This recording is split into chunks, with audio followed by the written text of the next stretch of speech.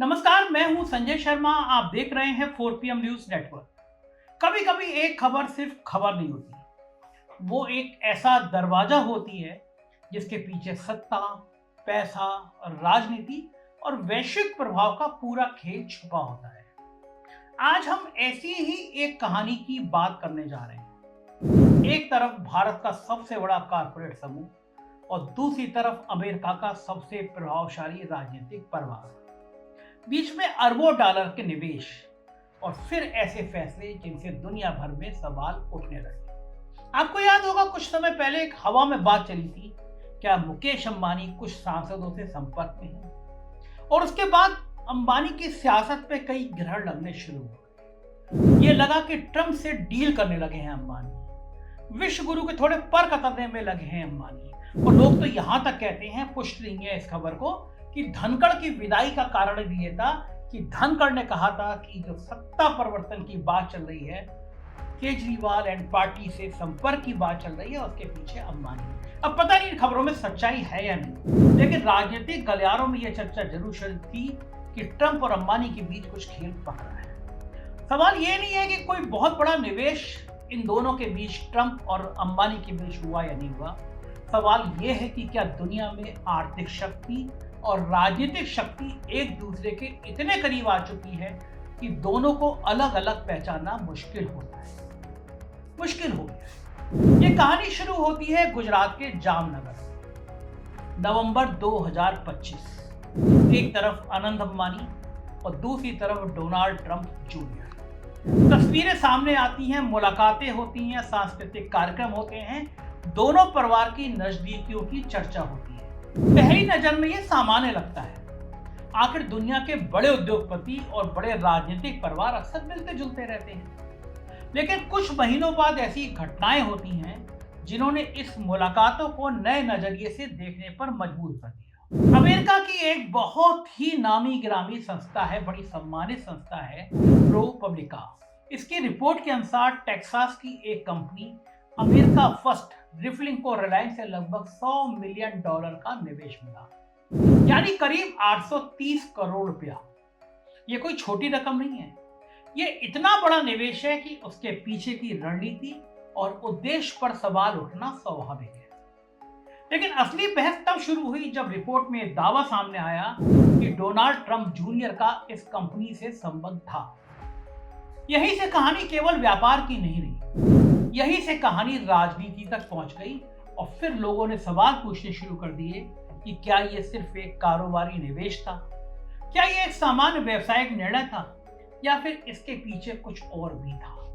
क्योंकि उसी समय अमेरिका और भारत के बीच व्यापारिक तनाव की चर्चा चल रही थी। रूसी तेल को लेकर बहस चल रही थी, अमेरिका की नीतियां बदल रही थी, भारत अपनी अलग विदेश नीति पर जमा हुआ था, कायम था, और उसी दौरान यह निवेश सामने आता है। यही कारण है कि पूरे मामले ने दुनिया भर के विश्लेषकों का ध्यान खींचा। दोस्तों, किसी भी लोकतंत्र में सवाल पूछना गलत नहीं होता, सवाल पूछना लोकतंत्र की आत्मा होता है। और जब मामला अरबों डॉलर का हो तो सवाल और भी जरूरी हो जाते हैं, क्योंकि आम नागरिकों को यह जानने का अधिकार है कि दुनिया की सबसे बड़ी आर्थिक शक्तियां किस तरह फैसले लेती हैं। यहाँ एक और दिलचस्प बात सामने आती है। रिपोर्ट के अनुसार यह निवेश ऐसे समय में हुआ जब अमेरिका फर्स्ट रिफाइनिंग जैसी परियोजना को लेकर पहले से ही बाजार में कई तरह की शंकाएं मौजूद थी। कुछ विशेषज्ञों ने सार्वजनिक रूप से कहा कि नई रिफाइनरी परियोजनाओं में निवेश का जोखिम बहुत अधिक है। कुछ विश्लेषकों ने सवाल उठाया कि आखिर ऐसी कंपनी में इतना बड़ा निवेश क्यों किया गया, और यहीं से बहस और तेज हो गई। क्योंकि जब कोई सामान्य कारोबारी निर्णय बाजार के सामान्य तर्क से मेल नहीं खाता तो लोग उसके पीछे की वजह जानना चाहते हैं, और यही पत्रकारिता का काम भी है, सवाल पूछना, तथ्यों को सामने रखकर और जनता को तय करने देना कि वो क्या सोचती है। लेकिन आप जानते हैं, नाम अंबानी का हो तो गोदी मीडिया की सांस अटक जाती है, कोई बात करता नहीं। आज दुनिया बदल चुकी है। पहले राजनीति और व्यापार अलग अलग दिखाई देते थे, आज दोनों के बीच की दूरी लगातार कम होती जा रही है। दुनिया के बड़े उद्योगपति केवल उद्योगपति नहीं रहे, वो वैश्विक शक्ति का केंद्र बन चुके हैं। वो देशों में निवेश करते हैं, सरकारों से बातचीत करते हैं, नीतियों को प्रभावित करने की क्षमता रखते हैं। और यही वजह है कि उनकी गतिविधियां हमेशा सार्वजनिक चर्चा का विषय बनती है। भारत में भी यही बहस वर्षों से चल रही है। क्या बड़े कारपोरेट समूहों का प्रभाव बढ़ रहा है? क्या आर्थिक शक्ति का केंद्रीयकरण लोकतंत्र के लिए चुनौती बन सकता है? क्या सरकार और बड़े उद्योगपति बहुत ज्यादा करीब आ रहे हैं?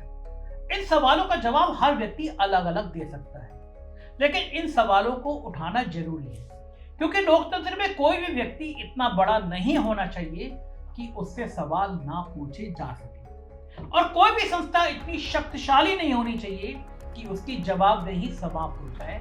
यही इस कहानी का मूल प्रश्न है। क्या ये केवल एक निवेश था, या ये फिर उस बड़े वैश्विक खेल का हिस्सा था जिसमें राजनीति और पूंजी एक दूसरे के साथ कदम से कदम मिलाकर चल रही है? आगे की कहानी इससे भी ज्यादा दिलचस्प है, क्योंकि जब हम इस निवेश से जुड़ी कंपनी, उसके इतिहास, उसके वित्तीय रिकॉर्ड, उससे जुड़े लोगों को देखते हैं तो कई नए सवाल सामने आते हैं। सवाल जो और बड़े होते, कैसे एक निवेश ने दुनिया भर में बहस खड़ी कर दी। लेकिन असली कहानी तो अभी शुरू हुई है, क्योंकि ये देश से जुड़ी कहानी है, आपकी जिंदगी से जुड़ी कहानी है। क्योंकि किसी भी बड़े निवेश को समझने के लिए यह देखना जरूरी होता है कि पैसा आखिर गया कहां। और जब पत्रकारों ने इस दिशा में पड़ताल शुरू की, अमेरिका के पत्रकारों ने की, बेचारे हिंदुस्तान के पत्रकार तो मंदिर मस्जिद हिंदू मुसलमान में उलझे रहे। जब पड़ताल शुरू हुई तो कई ऐसे सवाल सामने आए जिन्होंने पूरी बहस को और गंभीर बना दिया। रिपोर्ट के अनुसार अमेरिका फर्स्ट रिफिलिंग नाम की जिस कंपनी में निवेश की बात सामने आई, वो वर्षों से अपनी परियोजना को आगे बढ़ाने के लिए संघर्ष कर रही थी। ऊर्जा क्षेत्र के कई जानकारों ने सार्वजनिक रूप से कहा कि नई रिफाइनरी बनाना दुनिया के सबसे कठिन और महंगे कामों में से एक है, सबसे महंगा कारोबारी काम है। पर्यावरण की मंजूरी होना, वित्तीय जोखिम, बाजार की अनिश्चितता, तेल की कीमतों में उतार चढ़ाव और बदलती हुई ऊर्जा नीतियां, इन सबके बीच नई रिफाइनरी खड़ा करना आसान नहीं होता। यही वजह है कि दुनिया भर में नई रिफाइनरियों के प्रोजेक्ट बहुत कम दिखाई देते हैं। लेकिन सवाल यह था कि जब बाजार के इतने बड़े विशेषज्ञ संदेह जता रहे थे, तो फिर इतना बड़ा निवेश क्यों किया गया? मुकेश अंबानी तो फूटी कौड़ी ना देखते। क्या रिलायंस को कुछ ऐसा दिखाई दे रहा था जो बाकी दुनिया देख नहीं पा रही थी, या फिर इस निवेश के पीछे केवल आर्थिक गणना नहीं थी? यहीं से बहस शुरू हुई, और यह बहस केवल अमेरिका तक सीमित नहीं थी। भारत में भी लोगों ने सवाल पूछना शुरू किए, क्योंकि रिलायंस कोई सामान्य कंपनी नहीं है। रिलायंस भारत की सबसे प्रभावशाली कंपनियों में से एक है। ऊर्जा, टेलीकॉम, रिटेल, डिजिटल सेवा, मीडिया, नफरत फैलाती मीडिया, मनोरंजन, कंपनी का विस्तार कई क्षेत्रों तक फैला हुआ है। ऐसे में उसके किसी भी बड़े निवेश का महत्व दुनिया भर में बढ़ जाता है, ना सिर्फ भारत में बल्कि पूरी दुनिया देखती है। दुनिया का कोई भी बड़ा निवेशक जब अरबों रुपए का फैसला करता है, तो उसके पीछे एक लंबी स्टडी छुपी होती है। जोखिम का मूल्यांकन होता है, भविष्य की संभावनाएं देखी जाती है, लाभ और हानि की गणना की जाती है। यही वजह है कि इस निवेश को लेकर लोगों की जिज्ञासा बढ़ी। रिपोर्ट में यह भी चर्चा हुई कि इस परियोजना से जुड़े कुछ लोगों और संस्थाओं के राजनीतिक संबंधों को लेकर सवाल उठना चाहिए। हालांकि संबंधित पक्षों ने किसी भी प्रकार की अनुचित गतिविधि से इनकार किया, लेकिन आलोचकों का कहना था कि लोकतंत्र में केवल वास्तविक हितों का टकराव ही नहीं, बल्कि संभावित हितों का टकराव भी चिंता का विषय होता है। और यहीं से यह कहानी केवल व्यापार की नहीं थी, यह सार्वजनिक जवाबदेही की कहानी बन गई। दोस्तों, दुनिया के इतिहास में यह पहली बार नहीं हुआ है। अमेरिका में भी दशकों से यह बहस चलती रही है कि बड़े कारपोरेट समूह राजनीति को किस हद तक प्रभावित कर सकते हैं। वॉल स्ट्रीट और वाशिंगटन के रिश्तों पर अनगिनत किताबें लिखी गई, ना जाने कितनी किताबें मार्केट पे अभी भी हैं। संसदीय सुनवाई हुई, जांच समितियां बनी, रिपोर्ट प्रकाशित हुई। हर बार एक ही सवाल सामने आया, सबके सामने आया कि क्या लोकतंत्र की दिशा जनता तय करती है या धन? क्या नीतियां मतदाता तय करता है या निवेशक? और क्या राजनीतिक शक्ति और आर्थिक शक्ति के बीच पर्याप्त दूरी बची हुई? आज यही सवाल फिर से उठ रहा है, क्योंकि जब किसी राजनीतिक परिवार से जुड़े लोगों का नाम किसी बड़े निवेश के साथ जुड़ता है, तो जनता स्वाभाविक रूप से पारदर्शिता चाहती है। जनता ये जानना चाहती है कि कौन किससे जुड़ा है, कौन किसे लाभ पहुंचा रहा है और कौन किससे लाभ प्राप्त कर रहा है। यहाँ एक और महत्वपूर्ण बात समझनी होगी। दुनिया भर में कॉर्पोरेट लॉबिंग एक वास्तविकता है, आप इससे मुंह नहीं बोल सकते। बड़ी कंपनियां सरकारों के साथ संवाद करती हैं, नीतियों पर अपनी राय देती हैं, अपने हितों की रक्षा करती हैं, लेकिन लोकतंत्र की कसौटी ये होती है कि ये प्रक्रिया कितनी पारदर्शी है।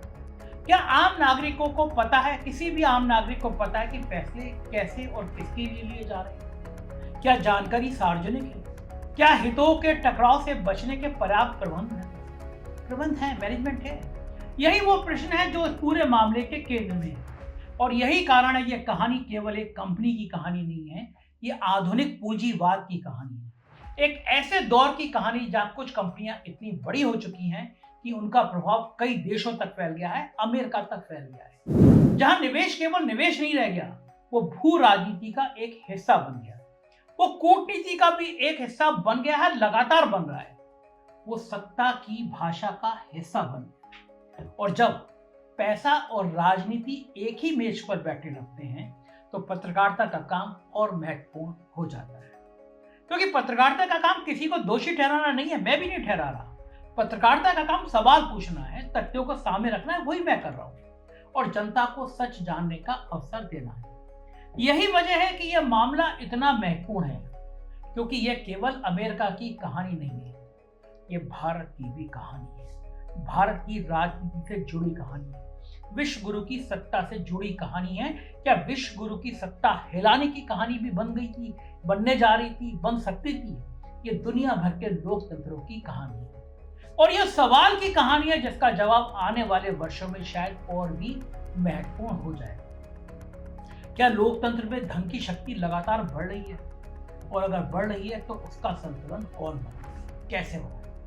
दोस्तों, हम इस कहानी के सबसे महत्वपूर्ण हिस्से पर आते हैं, क्योंकि आखिरकार ये कहानी केवल रिलायंस की नहीं है, ये केवल ट्रंप परिवार की भी नहीं है, ये केवल एक निवेश की कहानी भी नहीं है, ये उस व्यवस्था की कहानी है जिसमें दुनिया की सबसे बड़ी कंपनियां और दुनिया की सबसे शक्तिशाली राजनीतिक ताकतें एक दूसरे के बेहद करीब दिखाई देने लगी।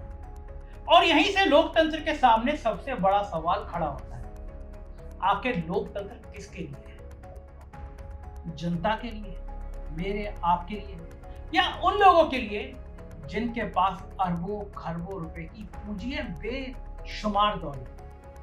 दोस्तों, दुनिया का इतिहास उठाकर देखिए, जब जब आर्थिक शक्ति और राजनीतिक शक्ति एक ही दिशा में चलने लगी, तब तब लोकतंत्र पर सवाल उठे। अमेरिका में रॉकफेलर के दौर में यही हुआ, यूरोप के बड़े औद्योगिक घरानों के दौर में यही हुआ, दक्षिण कोरिया के चेवोल समूह को लेकर यही बहस, जापान में जाई बात्सु को लेकर यही सवाल थे, और आज उसी तरह के सवाल दुनिया के कई लोकतंत्रों में फिर सुनाई दे रहे हैं। क्योंकि आज दुनिया बदल चुकी है। पहले कंपनियां केवल उत्पाद बेचती थी, आज कंपनियां डेटा नियंत्रित करती हैं, मीडिया में निवेश करती हैं, मीडिया में हिंदू मुसलमान के झगड़े करती हैं, फसाद पैदा कराती हैं, मनोरंजन उद्योग में मौजूद है, खेल जगत में है, टेलीकॉम में है, ऊर्जा में है, डिजिटल प्लेटफॉर्म में है। और जब कोई कंपनी समाज के इतने हिस्से को प्रभावित करने लगे तो उसकी जवाबदेही भी उतनी ही बड़ी हो जाती है। यही वजह है कि ProPublica जैसी रिपोर्ट दुनिया भर में चर्चा का विषय बनती है, क्योंकि वो केवल एक निवेश की बात नहीं करती, वो पूरे ढांचे पर सवाल उठाती है जिसके भीतर बड़े फैसले लिए जाते हैं। आज भारत का आम नागरिक क्या चाहता है? वो चाहता है कि उसे नौकरी मिले, उसका व्यवसाय चले, उसका बिजनेस चले, उसके बच्चों को पढ़ाई या हेल्थ का अवसर मिले, उसकी मेहनत का सम्मान हो। वो ये नहीं चाहता कि उसका देश वैश्विक शक्ति संघर्षों का मोहरा बने। तो ये भी नहीं चाहता कि किसी भी कारपोरेट समूह को कानून से ऊपर माना जाए, चाहे वो कितना भी बड़ा क्यों ना हो। लोकतंत्र की सबसे बड़ी ताकत यही है कि उसमें सवाल पूछने का अधिकार सुरक्षित रहता है। और सवाल पूछना किसी व्यक्ति के खिलाफ होना नहीं है, सवाल पूछना जवाबदेही की मांग करना है। आज अगर कोई कंपनी दुनिया की सबसे बड़ी कंपनियों में शामिल है तो जनता को यह जानने का अधिकार है, 100% अधिकार है कि उसके फैसले कैसे लिए जाते हैं, उसके निवेश किन आधारों पर होते हैं, उसकी राजनीतिक पहुंच कितनी है और उसका प्रभाव सार्वजनिक नीति जो मेरे और आपके भविष्य को तय करती है उस तक पहुंचता है या नहीं। ये कोई असामान्य मांग नहीं है। दुनिया के हर विकसित लोकतंत्र में ऐसे सवाल पूछे जाते हैं और यही स्वस्थ लोकतंत्र की निशानी भी है। दोस्तों, इस पूरी कहानी का एक और पहलू है, वो है भारत की छवि। आज भारत दुनिया की सबसे तेजी से बढ़ती अर्थव्यवस्थाओं में से एक है। भारत वैश्विक निवेश आकर्षित कर रहा है, लगातार कर रहा है। ऐसी चर्चा है, ना हो रही हो अलग बात है, विदेशी लोग पैसा निकाल निकाल के भाग रहे हो ये अलग बात है, लेकिन आकर्षित तो कर रहा है।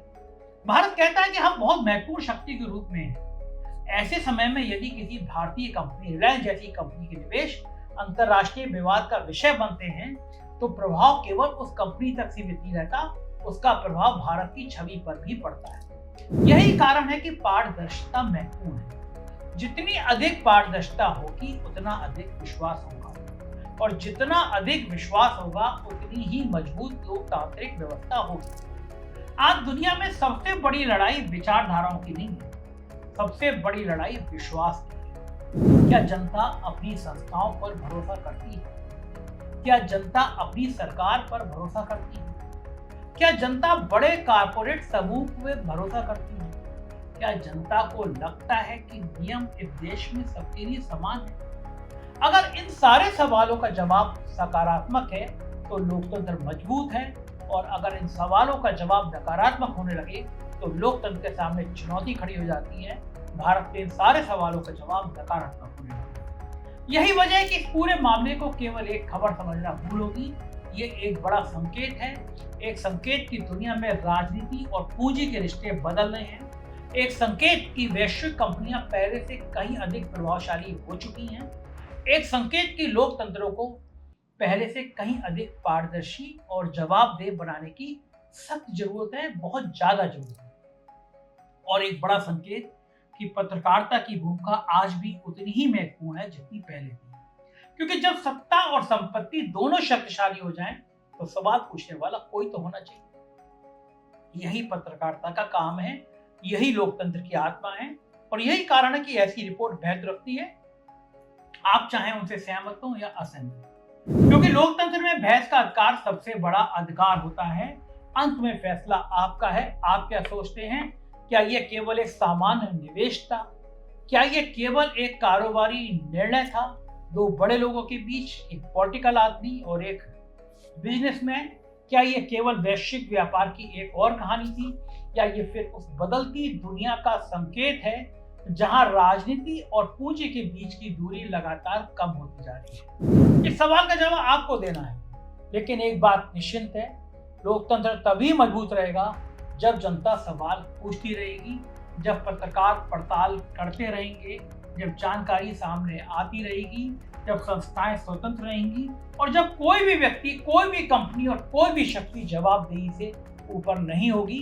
क्योंकि लोकतंत्र में अंतिम शक्ति ना किसी उद्योगपति के पास होती है और ना किसी नेता के पास होती है, अंतिम शक्ति जनता के पास होती है, और लोकतंत्र की असली ताकत भी वही जनता होती है। मामला देश की सत्ता से जुड़ा था, क्योंकि उस समय राजनीतिक गलियारों में चर्चा चल रही थी कि भारत की सरकार को अस्थिर करने की कोशिश हो रही है।